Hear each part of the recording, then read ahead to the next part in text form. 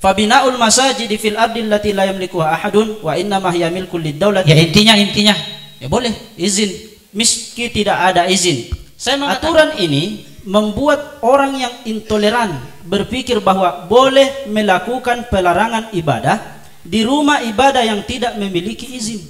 Kalau dikatakan, oh kalau orang yang mayoritas tidak ingin memberikan izin didirikan rumah ibadah di tempat itu, kan ada opsi kedua. Karena salah satu poin penting kenapa jangan dipaksa untuk didirikan di tempat itu, alasannya adalah sudah ditolak. Kan ini sudah ditolak. Dari sisi mananya memberatkan? Siapa yang diberatkan? Pemerintah atau masyarakat? Yang mau membangun rumah ibadah, karena harus ada persetujuan. Mohon maaf ya. Jadi bahasa undang-undang tidak mengatakan non. September ada 32 peristiwa pembakaran atau penolakan rumah ibadah gara-gara rumitnya persyaratan izin bersama. Kerancuan berpikir dari pihak kontra ialah karena dia menjadikan penghancuran rumah ibadah, pembakaran atau apapun itu sebagai sebab. Pro ini ada yang mengatakan 1 menit ya, 1 menit lagi waktu jangan baru terlalu dibatasi dipindah. Pak Moderator karena ini banyak di Aceh Singkil 24 gereja tidak berizin karena perintahnya Ya, sudah. ketakutan di amuk massa tidak memberikan Ya, izin sudah. karena Sudah. secara umum kami baca tadi juga ini maksud dan tujuan dari peraturan bersama 2 menteri ini telah disalahgunakan. Ingat ya, disalahgunakan. Pemerintah ada juga masyarakat. Oke, makanya moderator dengar dulu, jangan langsung stop. Ya. Ada FKUB. Makanya kami katakan karena sudah ada FKUB, buat apa lagi kita menyerahkan ke 60? Kan tugasnya FKUB menjembatani antar umat beragama. Kenapa ditentukan oleh 60 itu? Yang memberikan izin itu bukan 60. Yang memberikan izin pun bukan FKUB. Yang mendirikan izin adalah hanya kita sepakat 3 orang sesuai dengan provinsi. Taghayyurul fat'ah bi taghayyuriz zaman wal makan. Nah, tidak mungkin sama, harus berbeda, maka statement penutup kami harus direvisi.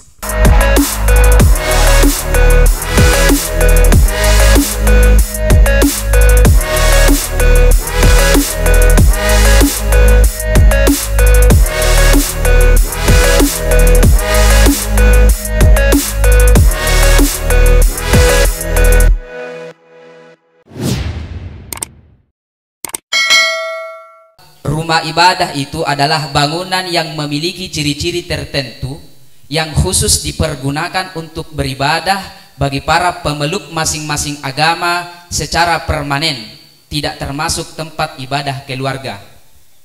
Nah, mengenai izin pendirian rumah ibadah, ini telah diatur dalam peraturan bersama Menteri Agama dan Menteri Dalam Negeri nomor 9 dan 8 tahun 2006, di mana historis Perber 2 Menteri ini sebenarnya merupakan revisi surat keputusan Menteri Agama dan Menteri Dalam Negeri nomor 1 tahun 1969 tentang pelaksanaan tugas aparatur pemerintahan dalam menjamin ketertiban dan kelancaran pelaksanaan dan pengembangan dan ibadah agama oleh pemeluk-pemeluknya. Tetapi Undang-Undang nomor 1 1969 ini tidak dapat mengatasi berbagai konflik antar umat beragama dan pengrusakan rumah ibadah tetap terjadi, padahal undang-undang ini lahir karena adanya kericuhan. Nah, undang-undang ini tidak mengatasi dan tetap terjadi kericuhan, maka pada tanggal 21 Maret tahun 2006 Menteri Agama dan Menteri Dalam Negeri mengesahkan Perber 2 Menteri nomor 9 dan 8 tahun 2006. Kemudian mengenai Perber 2 Menteri tahun 2006 ini ada beberapa ketentuan dan prasyarat dalam undang-undang ini tentang rumah ibadah, yakni pada pasal 13 ayat 1 dikatakan bahwa pendirian rumah ibadah didasarkan pada keperluan nyata dan sungguh-sungguh berdasarkan komposisi jumlah penduduk bagi pelayanan umat beragama yang bersangkutan di wilayah kelurahan atau desa. Ayat 2 dikatakan pendirian rumah ibadah sebagaimana dimaksud pada ayat 1 dilakukan dengan tetap menjaga kerukunan umat beragama, tidak mengganggu ketentraman dan ketertiban umum, serta mematuhi peraturan perundang-undangan. Nah, kemudian prasyarat pendirian rumah ibadah ini tercantum dalam pasal 14 ayat 1 dan 2, bahwa ayat 1 dikatakan pendirian rumah ibadah harus memenuhi prasyarat administratif dan persyaratan teknis bangunan gedung yang telah diatur dalam Undang-Undang Nomor 28 Tahun 2002. Silahkan dicek. Ayat 2 dikatakan, dan dalam pendirian rumah ibadah harus memenuhi syarat meliputi. Ada 4 poin. Huruf A dikatakan bahwa daftar nama dan kartu tanda penduduk pengguna rumah ibadah paling sedikit 90 orang yang disahkan pejabat setempat. B. Dukungan masyarakat setempat paling sedikit 60 orang yang disahkan oleh lurah atau kepala desa baru boleh mendirikan. C. Ada rekomendasi tertulis. C dan D. Ada rekomendasi tertulis dari kepala Depak dan FKUB kabupaten atau kota. Kemudian ayat 3 dikatakan, jika persyaratan pertama terpenuhi yakni mencapai 90 orang pengguna rumah ibadah, tapi persyaratan kedua yakni adanya kesepakatan dari 60 orang dari masyarakat setempat belum terpenuhi, maka pemerintah daerah berkewajiban memfasilitasi tersedianya lokasi pembangunan rumah ibadah.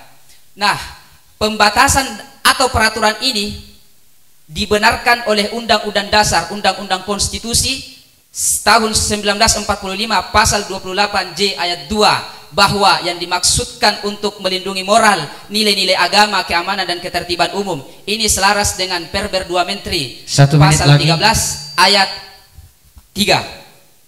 Nah, dalilnya dari sisi agama, kami dalam kitab Mughnil Muhtaj, silahkan dibuka dalam juz 5 halaman 341. Di situ ada hak pemerintah untuk memberikan izin dalam pembangunan rumah ibadah. Kemudian dalam sisi usul mengenai tentang perizinan yang disyaratkan 60 orang daripada sepakatnya masyarakat setempat dan 90 orang daripada pengguna ibadah, ini sangat sesuai. Sekalipun nanti ada asumsi dari pihak kontra mungkin mengatakan bahwa izin ini menyulitkan untuk pendirian ibadah dan mengkategorikannya sebagai doror.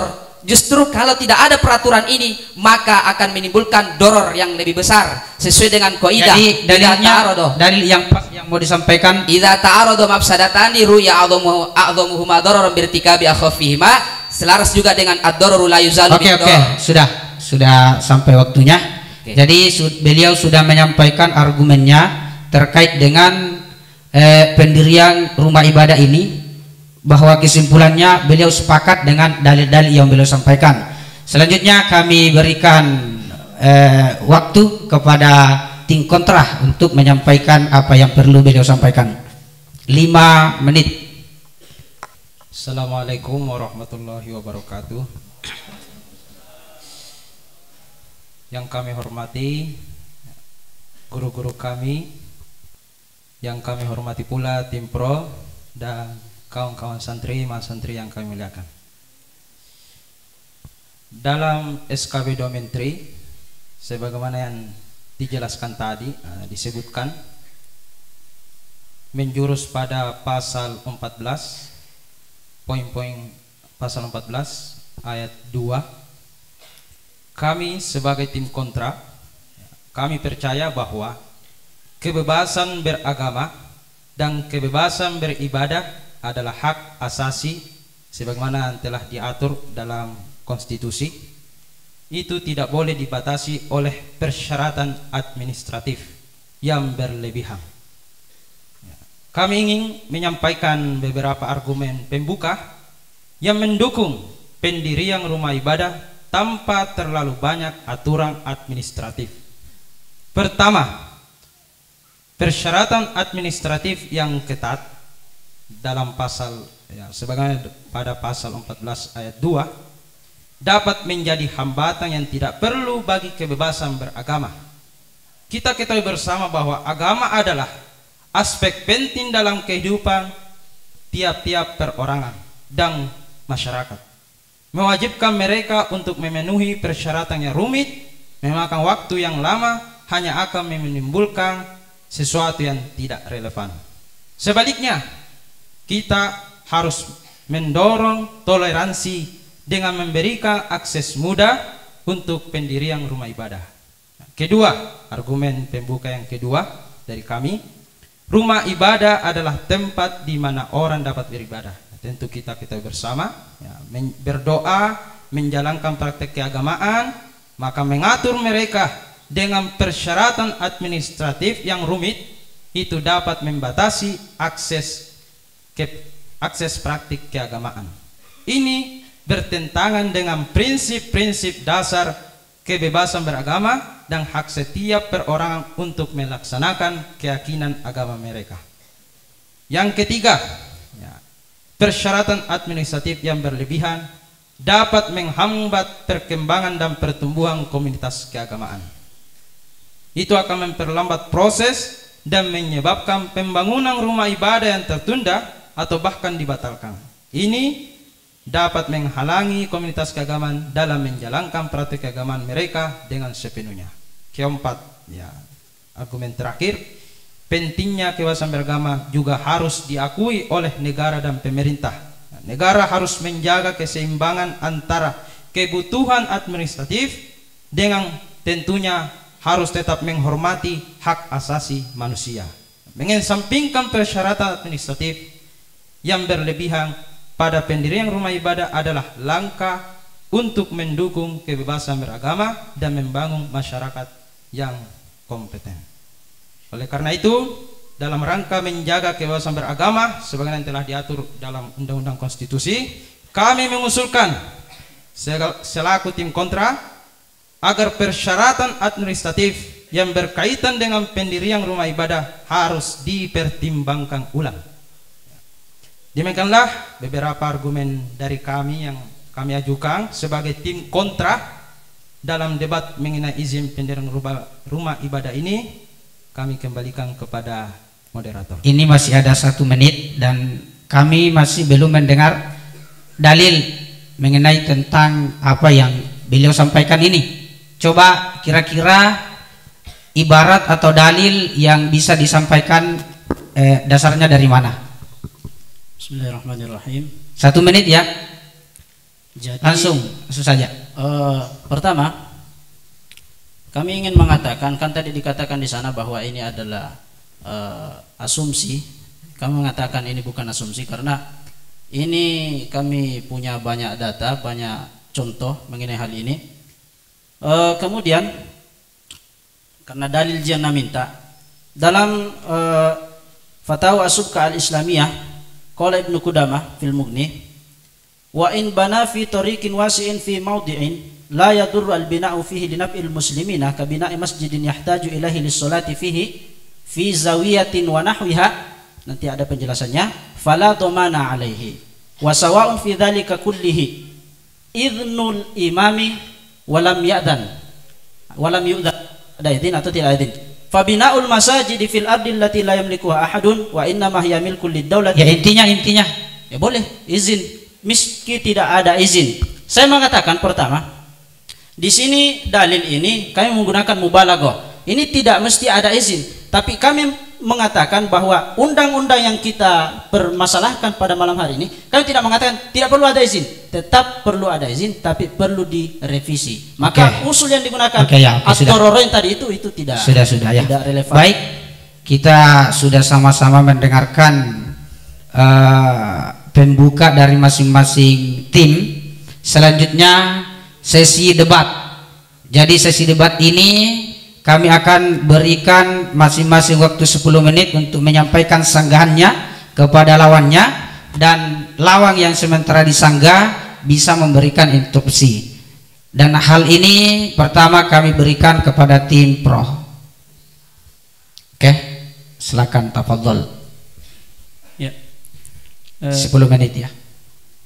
Terima kasih. Saya mungkin hanya pakai waktu beberapa menit karena dalil dan penjelasan yang lebih jelas akan disampaikan oleh teman kami. Pertama, tentunya kita sudah dengar bersama di opening statement tadi bahwa sebenarnya izin dari peraturan bersama Menteri Agama dan Menteri Dalam Negeri ini alasannya adalah untuk menghindari adanya kericuhan di antara umat beragama. Dan dalam hak asasi manusia yang dipertimbangkan itu bukan hanya sekedar kebebasan di dalam beragama, tapi juga mempertimbangkan tentang keamanan publik. Nah, dari kajian yang telah dilakukan sampai di tahun 2006 terbitnya perundang-undangan ini, peraturan ini, alasan diantaranya adalah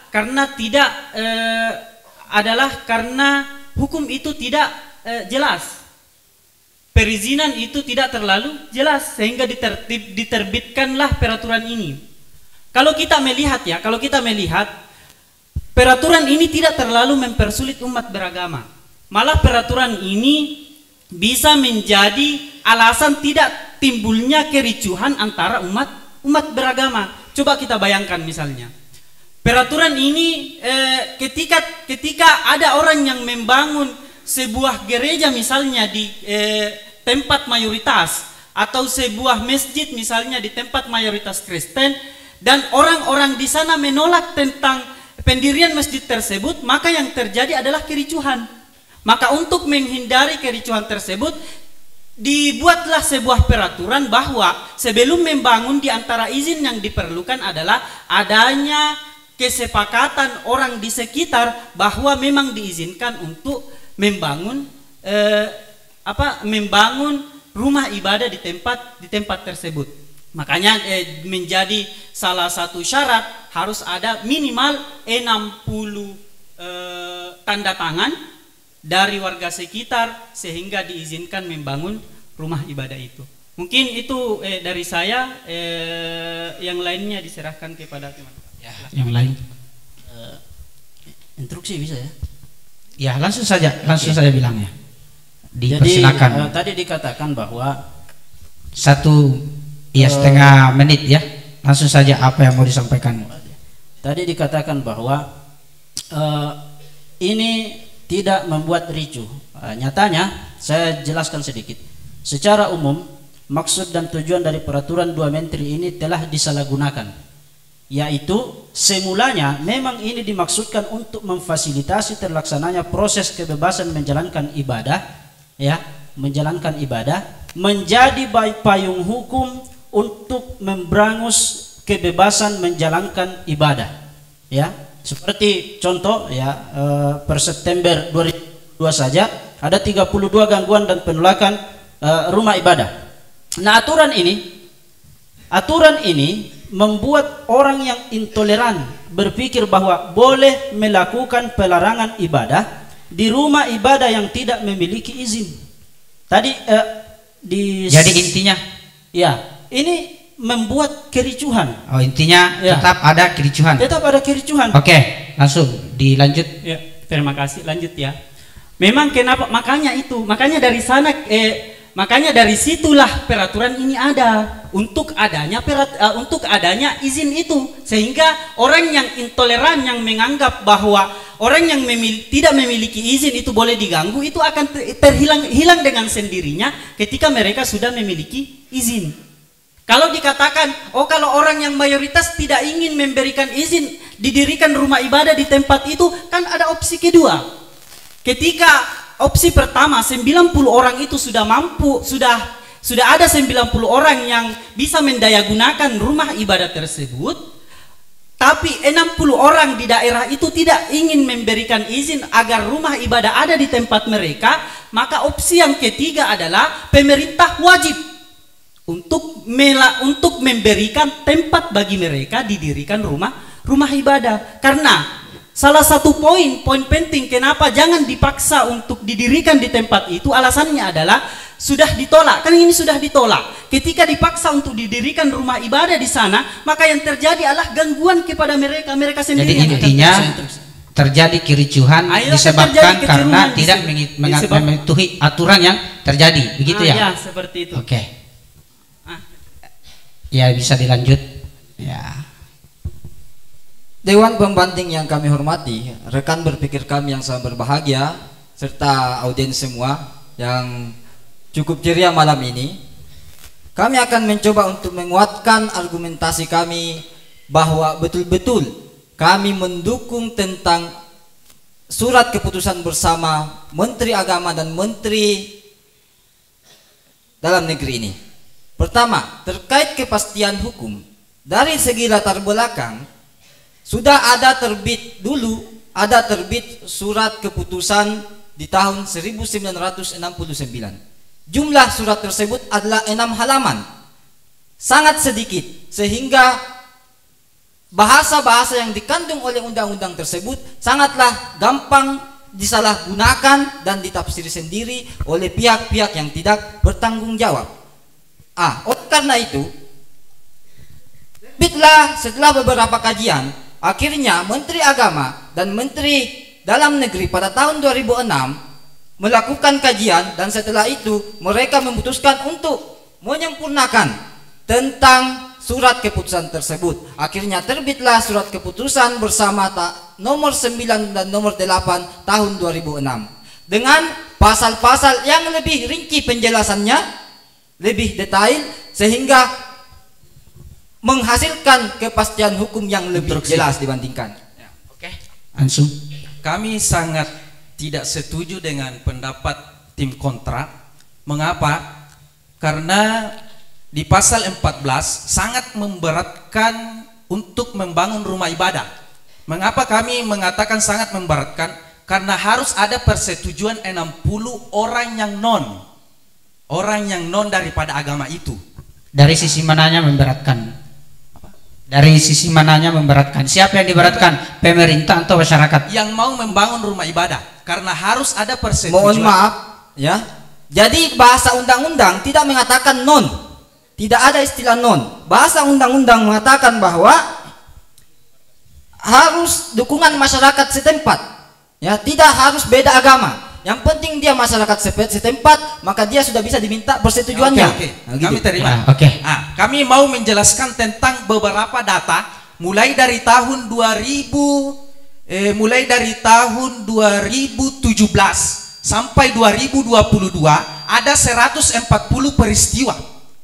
Dengan alasan apa? Dengan alasan administrasi untuk melakukan restriksi dan persekusi ketidaklengkapan persyaratan rumah ibadah. Mengapa? Di sini salah satu alasan atau salah satu tahun 2022 bulan Januari sampai 2022 bulan September ada 32 peristiwa pembakaran atau penolakan rumah ibadah gara-gara rumitnya persyaratan izin. Di sini sangat-sangat. Oke. Jadi dari izinnya ya, persyaratan izinnya yang tidak sesuai, menurut mereka itu memberatkan. Coba tanggapannya bagaimana? Dewan Hakim yang kami hormati, rekan berpikir kami dari pihak kontra serta seluruh audiens yang mendengarkan, perlu kita ketahui bersama, kerancuan berpikir dari pihak kontra ialah karena dia menjadikan penghancuran rumah ibadah, pembakaran atau apapun itu sebagai sebab adanya intoleransi. Namun kami berpikir bahwa penghancuran rumah ibadah adalah akibat dari apa? Akibat dari tidak selesainya administrasi yang dilakukan oleh pihak pemohon, sehingga administrasi tidak dijalankan, mereka tetap membangun rumah ibadah. Kalau ada orang yang menghancurkan rumah ibadah tersebut, maka tidak bisa kita salahkan. Bahkan hukum pidana tidak bisa menyalahkannya. Jadi lagi-lagi karena tidak mematuhi syarat-syarat yang tertera dalam undang-undang, sehingga terjadilah kerancuan. Bagaimana? Saya ingin kontra mengenai hal ini. Kenapa tidak sampai ada izin? Karena dalam menerbitkan izin itu sangat sulit. Saya kembali. Nah, di antara tim pro ini ada yang mengatakan 1 menit ya, 1 menit lagi waktu jangan baru terlalu dibatasi dipindah. Pak Moderator, karena ini banyak datanya nih. Begini ya, 1 menit ya, harus dibatasi ya. Kami juga membaca tadi secara histori, ini disampaikan langsung oleh Menteri Dalam Negeri yang diwakili oleh Raden Gani Muhammad, ya, Kepala Biro Hukum Mendagri. Intinya saya sampaikan supaya datanya ini dikatakan tidak rancu. Iya, cepat, dipercepat. Kenapa ini historinya? Kenapa sampai di tahun 2006 itu diadakan lagi karena kata beliau dari Mendagri, pejabat yang berwenang seringkali tidak berani, tidak mampu ya dan bertindak objektif dalam memberikan izin. Ternyata dalam data kantor berita politik RMEOL 14 Oktober 2015, ternyata 2016 pun ketika undang-undang ini telah keluar masih terjadi diskriminasi pemerintah ya, pemerintah. Hasil penyidikan komisi menyebutkan bahwa seperti di Aceh Singkil 24 gereja tidak berizin karena perintahnya ketakutan diamuk massa, tidak memberikan izin karena sudah mendapatkan izin. Sudah. Ya, tegas moderator ya. Oke, setengah menit. Setengah menit. Oke. Ya. Jadi kami lanjutkan. Dewan Hakim yang Dewan Pembanding yang kami hormati, rekan berpikir dari pihak kontra yang sama-sama berbahagia. Poin selanjut daripada suatu hukum ialah munculnya keadilan hukum. Maka sangat tidak logis ketika kita cuma berat sebelah mendukung orang-orang yang ingin membangun rumah ibadah tanpa memperhatikan kondisi daripada masyarakat setempat. Oleh karena itu, maka pada pasal-pasalnya, pada poin A, ini untuk orang yang mau membangun rumah ibadah berupa kartu tanda penduduk dan daftar nama. Nah, keadilannya di mana? Karena di poin B harus ada persetujuan. Persetujuan. Sudah ya. Keadilannya karena ada persetujuan. Ya, persetujuan. Oke, ya, silakan ya. Dan sudah itu saja. Ya. Oke, terima kasih banyak. Alhamdulillah, perdebatan kali ini sangat menarik dan seru. Sebagaimana kita saksikan bersama, dan insya Allah para teman-teman atau adik-adikku ini yang masih di bawah, insya Allah juga bisa seperti mereka. Ya, makanya jangan cepat berhenti dari pondok. Ya, baik. Setelah kita mendengarkan argumen bantahan dari tim Proh, selanjutnya kami persilakan kepada tim kontra. Oke, terima kasih. Bismillahirrahmanirrahim. Jadi apa yang kami kontrakan? Pertama, secara umum kami baca tadi juga ini, maksud dan tujuan dari peraturan bersama dua menteri ini telah disalahgunakan. Ingat ya, disalahgunakan, yaitu yang semula dimaksudkan untuk memfasilitasi terlaksananya proses kebebasan menjalankan ibadah menjadi payung hukum untuk memberangus kebebasan menjalankan ibadah. Kalian tidak mengatakan bahwa ini bertentangan dengan konstitusi, tapi ini dijadikan payung untuk melawan konstitusi. Aturan ini membuat orang yang intoleran berpikiran bahwa boleh melakukan pelarangan ibadah di rumah ibadah yang tidak memiliki izin. Padahal ya, hak beribadah merupakan amanat konstitusi yang tertuang dalam pasal 22 ayat 1 dan ayat 2. Tidak perlu kami bacakan.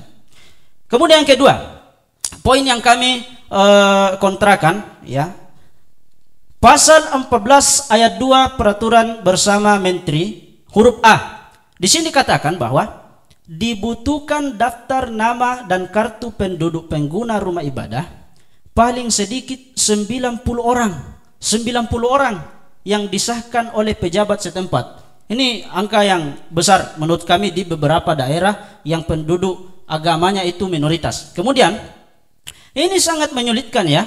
Instruksi moderator. Oke ya. Nah, berarti Anda pihak kontra yang kami hormati, berarti Anda tidak membaca secara utuh undang-undang tersebut, karena pada pasal 13 ayat 1 dikatakan pendirian rumah ibadah didasarkan pada keperluan nyata dan sungguh-sungguh berdasarkan komposisi jumlah penduduk bagi pelayanan umat beragama yang bersangkutan di wilayah kelurahan dan desa. Wilayah kelurahan dan desa. Ya. Dalam undang-undang Permendagri itu, satu desa bisa disahkan menjadi desa ketika penduduknya ini tergantung wilayahnya, ada Jawa, Sulawesi, tapi paling minimal itu untuk wilayah Papua dan Papua Barat itu ada pada batas 100 kepala keluarga yang menghuni tempat itu, sehingga di sini 90 ini sudah sangat minimal. Di sini kita tidak membahas. Saya sudah membaca, dia tidak terlalu memahami ya. Mohon maaf, kita harus saling menghormati. Saya tidak bermaksud seperti itu. Begini, di sini tidak dikatakan dalam satu wilayah ada 90 orang. Dikatakan bahwa siapa yang mau bangun rumah ibadah harus ada jumlah jamaah 90 orang. 90 orang. Nah, dalam umat minoritas, contoh, saya kasih naik contoh. Di Biak misalkan, ya, Biak Timur, saya sampaikan Biak karena ada kawan kita yang di sana kemarin. Di Biak Timur jumlah muslimnya itu hanya 19 orang. Mau mendirikan rumah ibadah bagaimana 19 orang, 90 tidak cukup. Interupsi. Kemudian saya memberikan contoh. Iya, terima kasih. Saya juga sependapat dengan saudara saya bahwa undang-undangnya tidak dibaca secara utuh. Itu bisa dijelaskan ketika dalam suatu desa itu tidak terpenuhi 90 jamaah, maka pindah ke tingkat yang lebih tinggi. Oke. Pindah ke provinsi. Oke. Provinsi tidak cukup, pindah ke kabupaten. Oke. Kabupaten dulu baru provinsi. Oke, Artinya, saya bisa menjawab 90 itu. ini sangat mudah untuk didapatkan. Coba. Kalau katanya tadi sulit 90, masa di satu kabupaten itu tidak cukup 90 orang Kristen misalnya. Oke, terima kasih. Dengar baik-baik. Ya. Ada sebuah contoh. Ingat, yang memberikan contoh ini adalah Menteri Dalam Negeri, ya, Menteri Dalam Negeri yang membuat undang-undang ini loh. Dia memberikan contoh begini. Misalkan dalam satu daerah R, contoh ya, Campalagian misalkan, 95% penduduknya memeluk agama A, Islam misalkan, dan 5% memeluk agama B, Kristen misalkan. Di daerah R tersebut, rumah ibadah A, di daerah Campalagian ini, rumah ibadah Muslim itu sudah ada. Kemudian pemeluk agama B, pemeluk agama Kristen, ada agama Kristen di sini, berniat yang 5% tadi itu jumlahnya, berniat untuk membangun rumah ibadah di Campalagian. Dan di daerah S, ada daerah baru, di daerah Mapilli, telah ada rumah ibadah B, sudah ada rumah ibadah Kristen, gereja. Daerah R dan daerah S, daerah Campalagian dan daerah Mapilli bersebelahan, ya, ingat bersebelahan. Dilihat dari jumlah pemeluk agama B, ya, agama Kristen di daerah R 5% di daerah Campalagian hanya 5%, maka dalam menjalankan ibadahnya bisa bergabung dengan rumah ibadat agama B di daerah S. Jangan dulu. Bisa bergabung dengan umat Kristen yang ada di Campalagian, silakan pergi beribadah di Mapilli. Katanya begitu. Oke, saya katakan, bagus kalau Kristen 1 kali 1 minggu. Kalau Islam kasihan. Contoh lagi di Biak, ya, hanya 19 orang. Biak Timur hanya 19 orang. Dan Biak Kota itu berjumlah 14.837 orang Muslim. Di situ sudah ada ibadahnya. Nah, jarak antara Biak Timur dan Biak Kota itu adalah 18,5 kilometer, 30 menit. Bayangkan kalau mau pergi sholat subuh, instruksi moderator, instruksi. Ya. Meskipun ibadahnya orang Islam itu setiap hari, tapi dia bisa dilakukan di rumah, bukan harus di rumah ibadah. Ya. Wah, Anda sudah mendiskriminasi. Bagaimana bisa kita disuruh di rumah terus?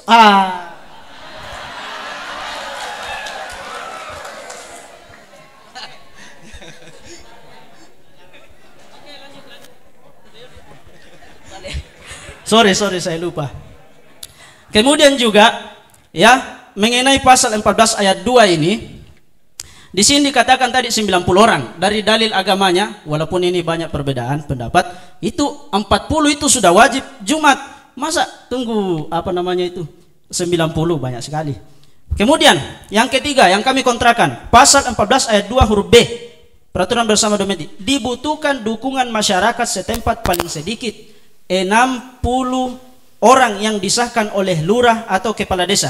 Ini juga saya kira perlu direvisi. Pertama, kenapa? Karena perlu direvisi. Pasal ini menciptakan kondisi yang menempatkan sekelompok orang pada kelas lebih tinggi, di mana persetujuan mereka menjadi syarat untuk dapat didirikannya suatu tempat ibadah atau tidak. Tadi kan ada mengatakan bahwa ini letak keadilan. Justru ini tidak adil, karena 60 ini menentukan boleh tidaknya ini mendirikan rumah ibadah. Ini jadi tidak intinya adil. sangat sulit ya.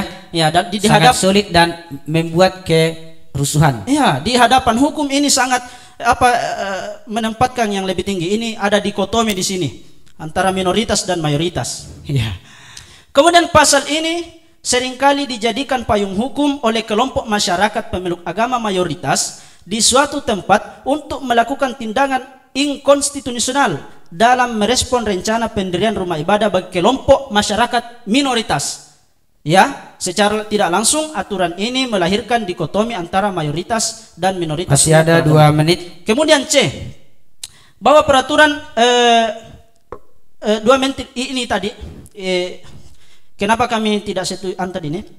Ini peraturan ini telah mengatur mengenai peranan lembaga forum kerukunan umat beragama yang terdiri dari unsur pemuka agama, tokoh masyarakat, ormas keagamaan dan aspirasi masyarakat. Maka seyogyanya keputusan penting dalam kerangka menjalankan kebebasan beragama diletakkan pada lembaga FKUB ini, termasuk keputusan dalam pendirian tempat ibadah, bukan diserahkan kepada perorangan. Jadi itu, intinya undang-undang ini harus dirubah ya. Iya, dirubah begini. Oke, Apa ada gunanya? interupsi dulu.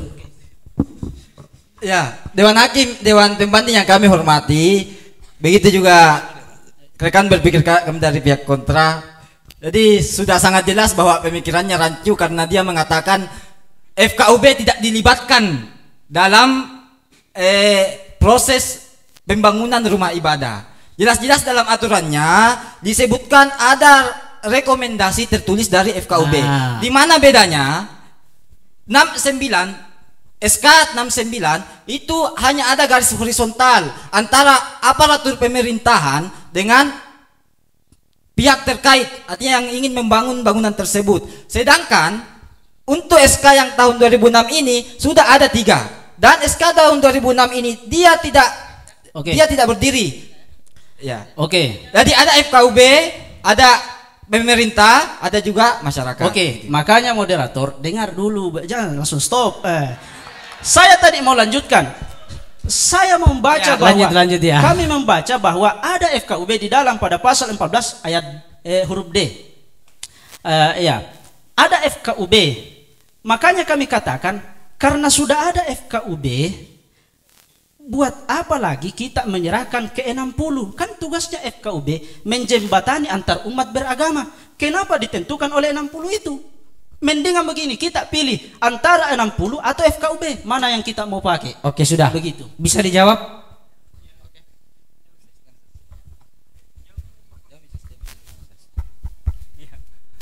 Ya, yang memberikan izin itu bukan 60. Yang memberikan izin pun bukan FKUB. Yang mendirikan izin adalah Kementerian Agama, tapi harus dengan rekomendasi di FKUB dengan 60 tadi. Alasannya tadi ya sama, untuk adanya maslahah gitu. Di dalam ini apa namanya ini? Setengah menit ya. Pertentangan uji material. Setengah menit. Pertentangan uji material, kami kembali ke risetnya bahwa PBM sejak disahkan pada tahun 2006 sampai saat ini telah teruji dan tercipta ketentraman dan ketertiban masyarakat serta terlindunginya hak-hak masyarakat dalam menjalankan ibadah dan kepercayaannya itu, serta telah terbukti terciptanya persatuan dan kesatuan serta kerukunan nasional. Ini tidak terlaksana ini sejaknya ada SKB 2 Menteri. Mengapa saya bilang begini? Karena menurut Halili Hasan Direktur Eksekutif Setara Institut, dia punya riset atau dia punya bukti.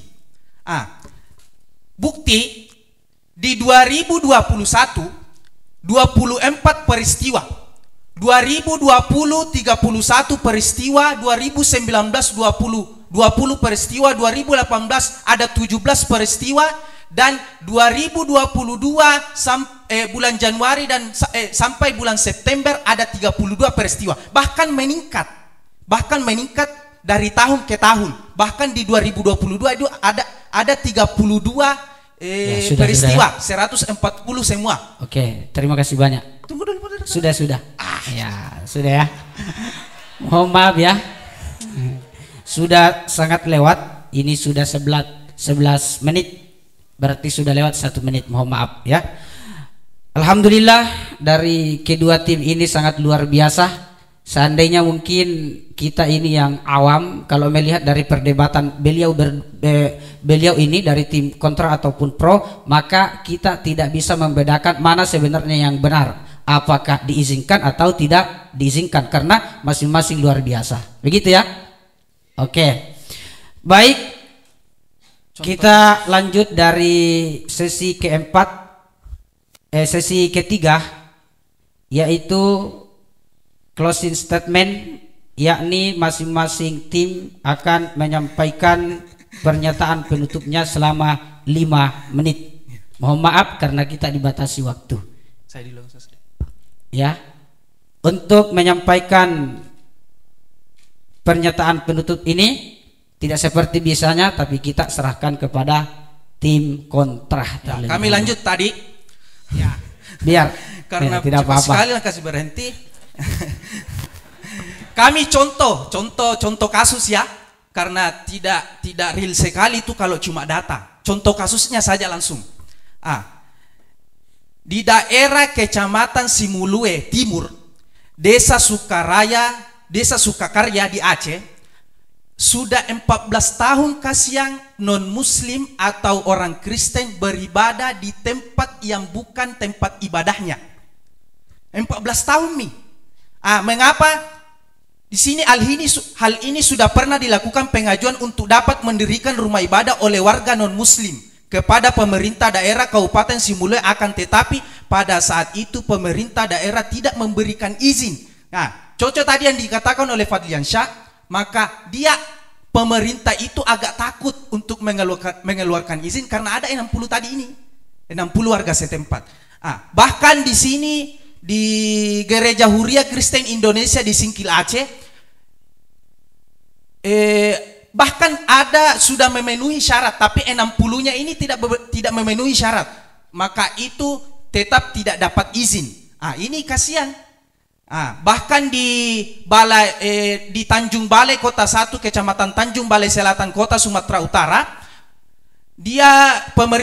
pemerintah setempat untuk membatalkan surat rekomendasi pembangunan Santa Clara. Ribuan massa tersebut yang tergabung dalam Aliansi Majelis Silaturahmi Umat Islam Bekasi menuntut dibatalkannya rencana pembangunan gereja Katolik Santa Clara, Kelurahan Harapan Baru Kecamatan Bekasi, untuk pembangunan gereja Katolik Santa Clara, Kelurahan Harapan Baru Kecamatan Bekasi.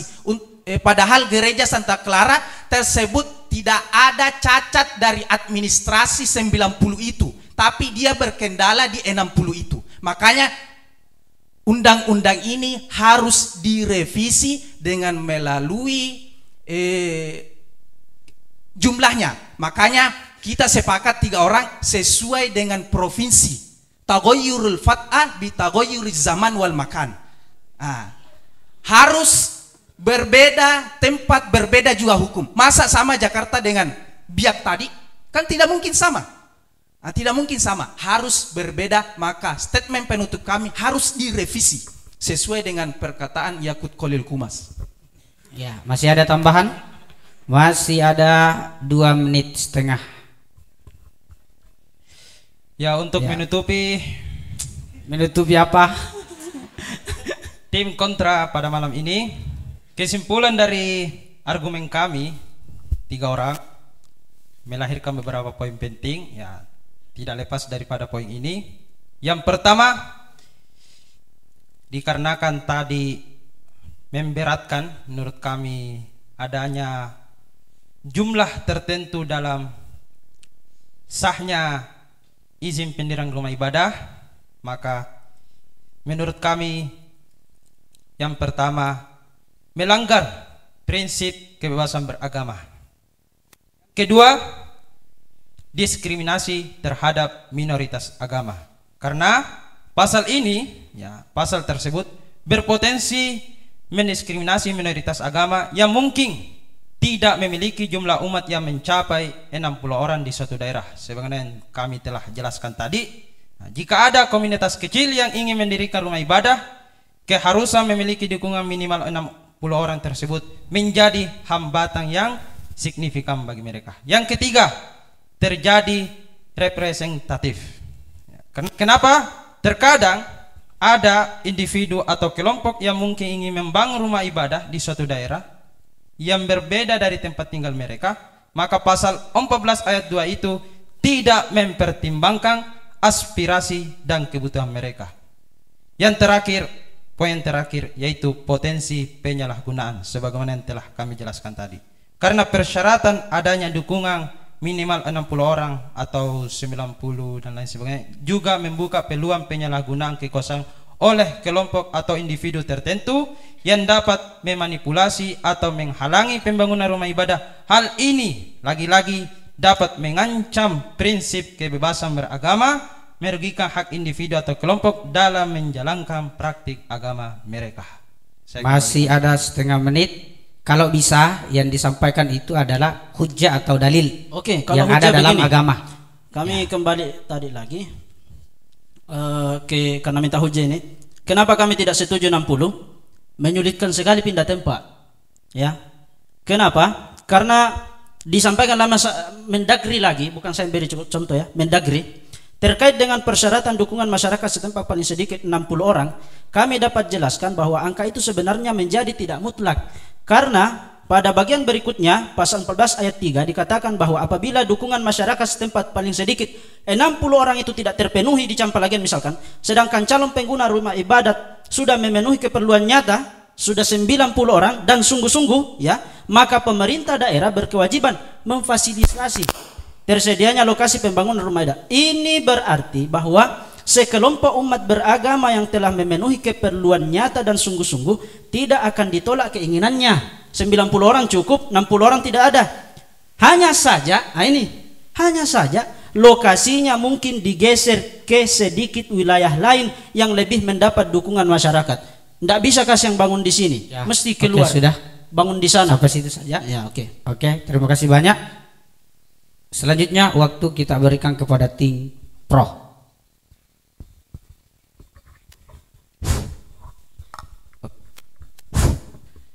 Jadi mengenai tentang Perber 2 Menteri nomor 8 dan nomor 9 tahun 2006 ini sudah sangat sesuai dan wajib diterapkan, tidak perlu untuk direvisi dan sesuai dengan konstitusi UUD tahun 1945.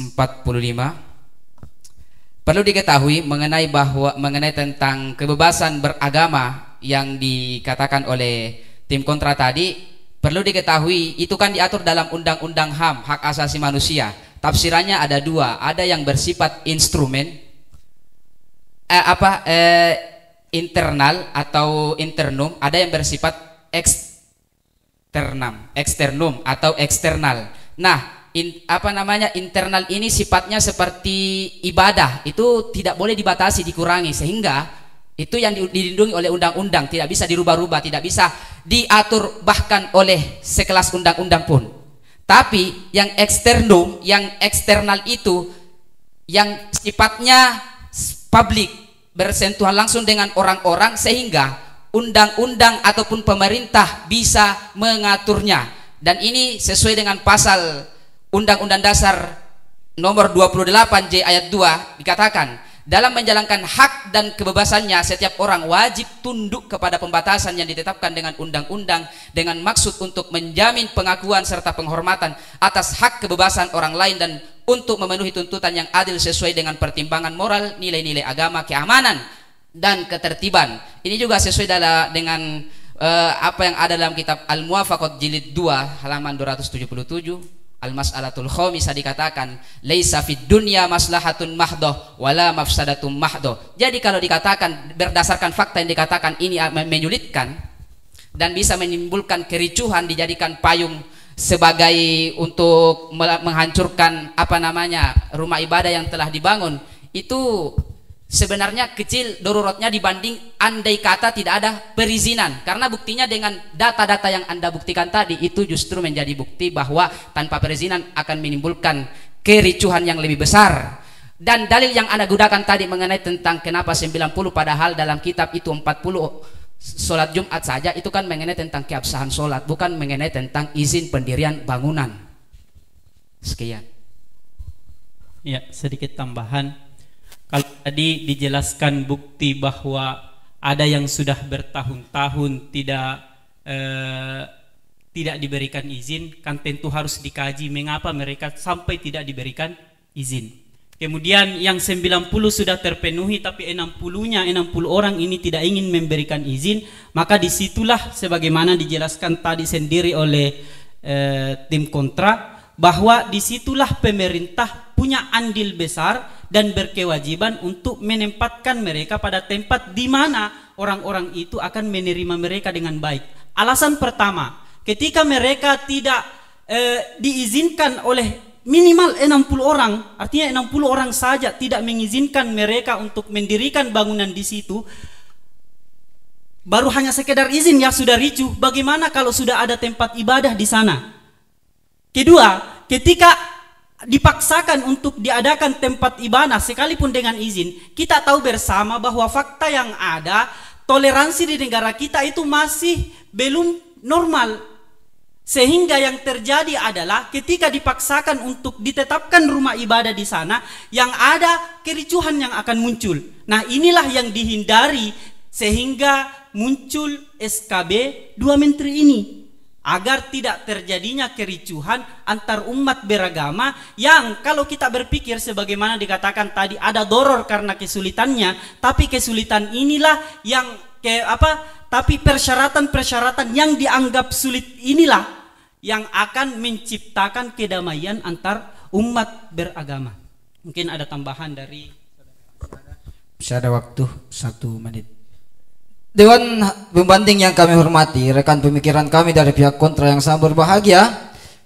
Jadi kami sangat bersyukur karena tim kontra ini membantu kami dalam closing statement.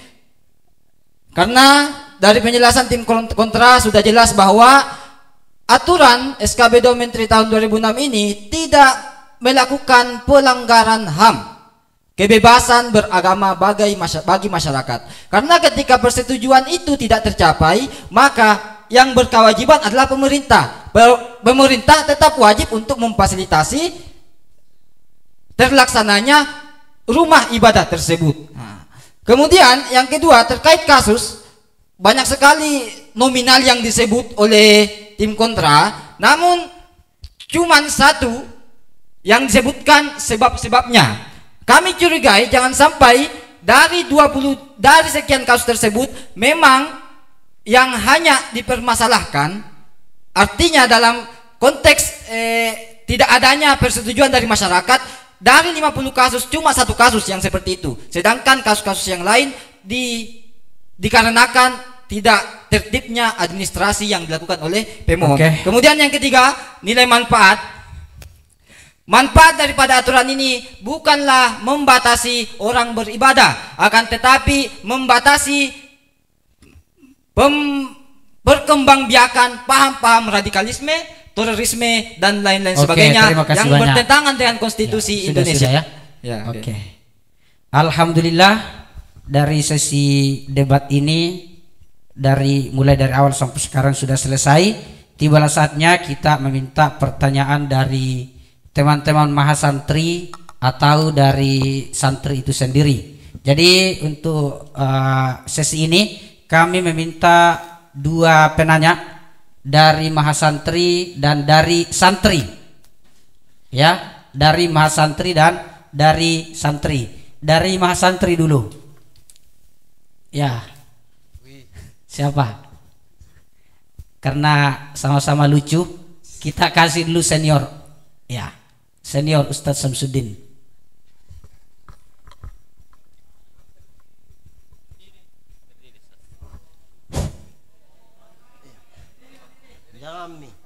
Bismillahirrahmanirrahim.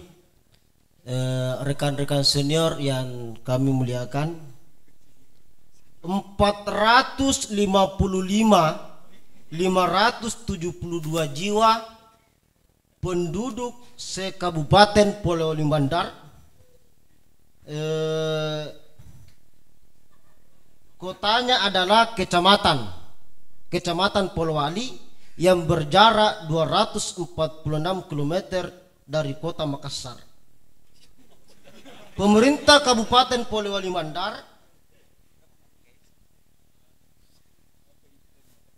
menaungi 16 kecamatan dengan 144 desa dan 23 kelurahan, sehingga jumlah total desa dan kelurahan yang ada yaitu 167.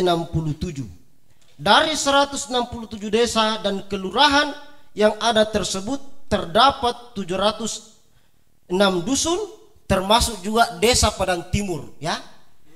Termasuk juga desa Padang Timur yang kita sering dengar slogannya pitu bakba nabinanga, pitu ulun nasalu, ya. Oke.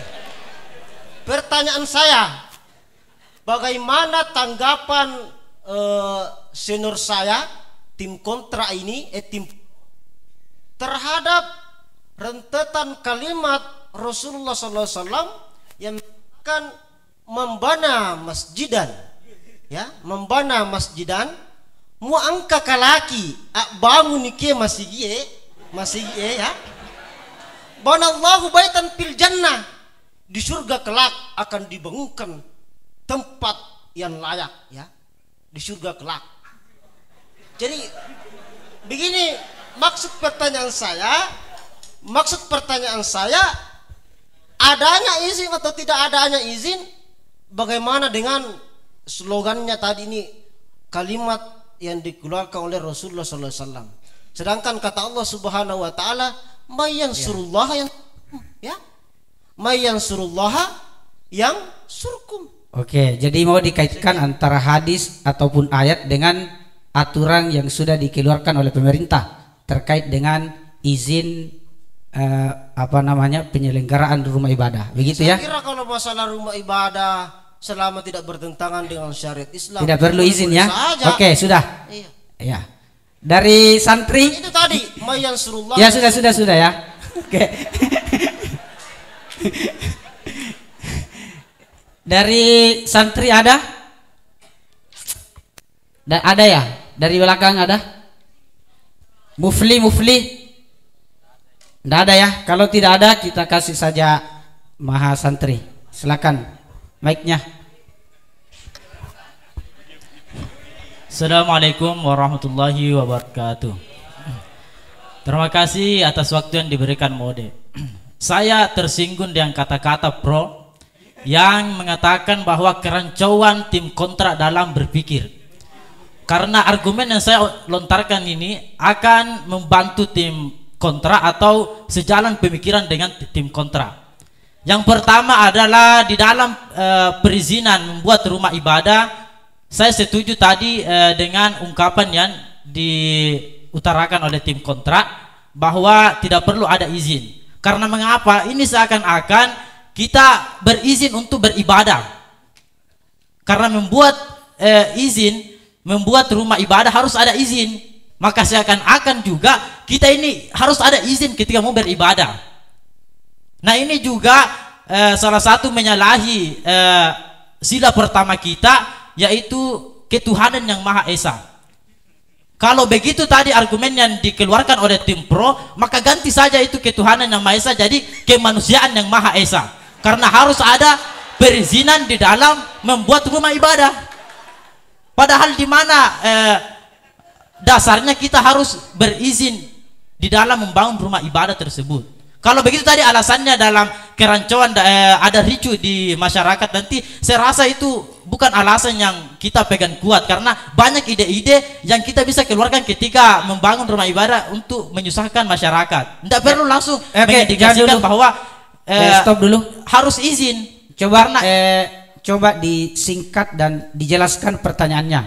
Saya mungkin tidak terlalu bertanya, tapi mengkritik apa yang dikeluarkan oleh tim Pro. Karena kalau alasan tadi yang dikeluarkan itu ricuh nanti di luar sana, saya rasa itu bukan alasan tepat untuk harus ada izin. Kenapa harus langsung memutuskan harus ada izin? Oke, nanti carikan ide-ide lain yang sudah. Tidak. Sudah Ustadz ya. Terima kasih atasannya. Ya. Baik, terima kasih banyak kepada dua penanya.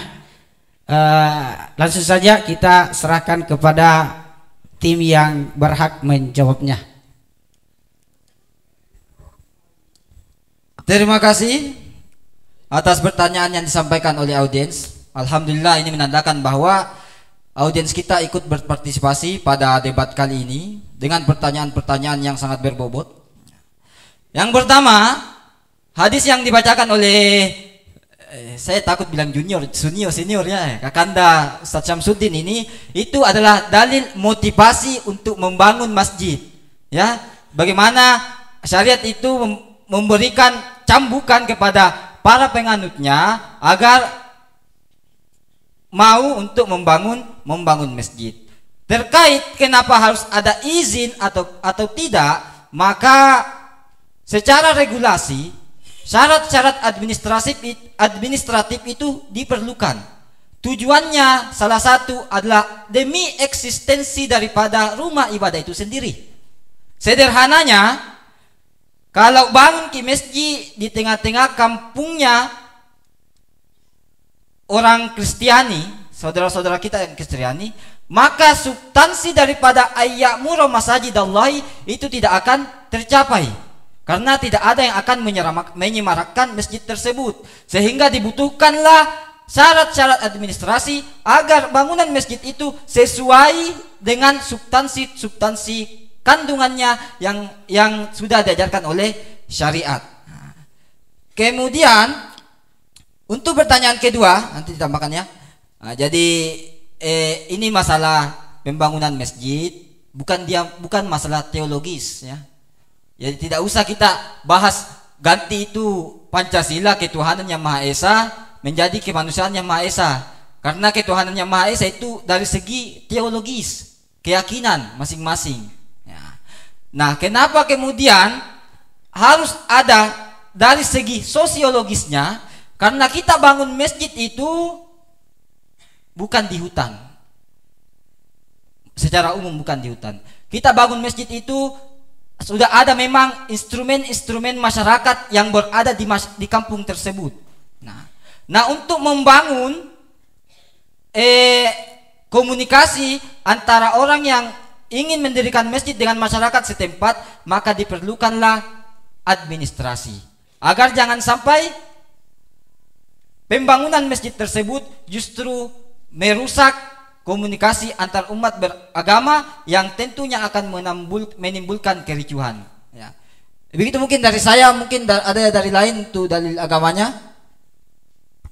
Mungkin kalau dari sisi kaidah dan termasuk daripada hadis Rasulullah, kalau mau dibandingkan dengan hadisnya tadi, karena itu sekedar hadis untuk memotivasi membangun masjid, yakni hadis Rasulullah bersabda la dororo wala diroro. Tidak boleh ada kesulitan dan tidak boleh menyulitkan. Justru kalau membangun di misalnya masjid di tengah-tengah mayoritas Kristiani atau mayoritas Muslim, kemudian ada orang Kristen tidak memenuhi izin, prasyarat izin tadi, mendirikan gereja di tengah-tengah mayoritas Muslim, justru akan menimbulkan yang namanya kericuhan. Sehingga itu sangat tidak masuk akal pakai hadis itu untuk merubah atau merevisi undang-undang perizinan pendirian bangunan ibadah.